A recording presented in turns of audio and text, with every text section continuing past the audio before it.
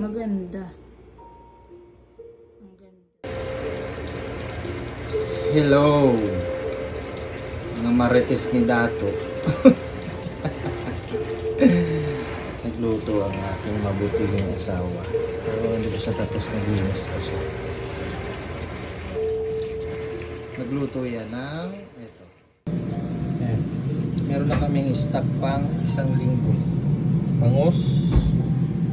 Ito paborito niya. Ito. Tingnan mo. Ayan. Bisugo din yan. Tapos ito. Mahal na isda. Danggit. Itong isda na to sa Pilipinas, ayaw ko itong kainin. Kasi pag nilinis nyo yan, yung bituka niya sobrang baho. Sino nakaano dyan? Nakatry ng danggit na maglinis? I-comment nyo. Diba ang baho? Kaya ayaw ko yan eh. Pero pag malinis na siya, masarap siya. Diba? Mga kamarites ni Dato. Kung ano yung mabaho, yun ang masarap.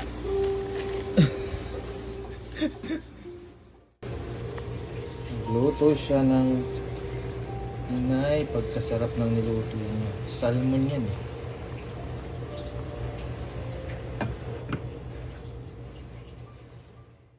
Tapos, ginawaan niya ako ng kilawin.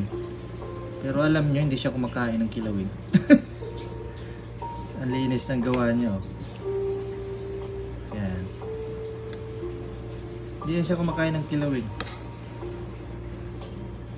Sobrang sarap. Ano to, love? Talakitok ba to? Oo, pang kinilaw kasi kinakain ko. Talakitok to, mga kamarites ni Dato.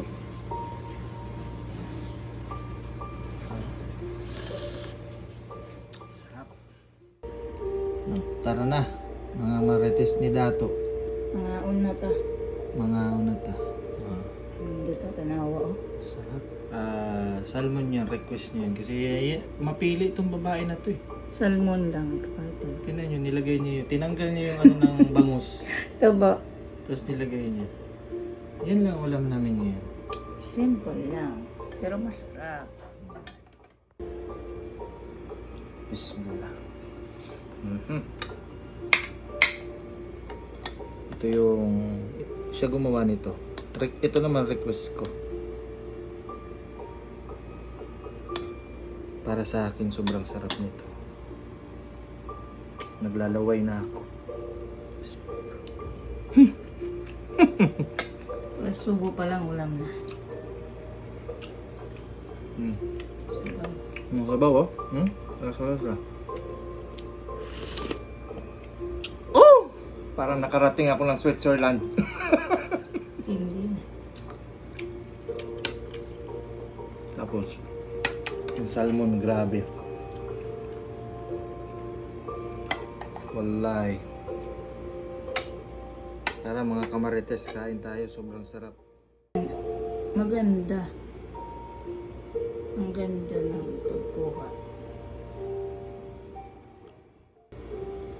Bismillahirrahmanirrahim.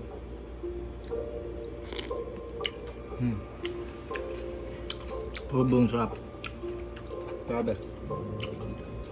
Ang taba niya oh.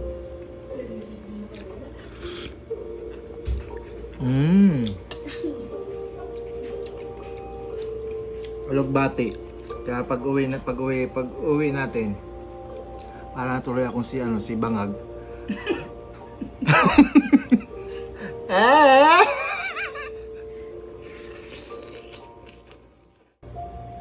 Atay mo naman. Ano problema niya kasi oh, tingnan niyo. Grabe. Ubus talaga. Tingnan niyo dyan niya, malaki na.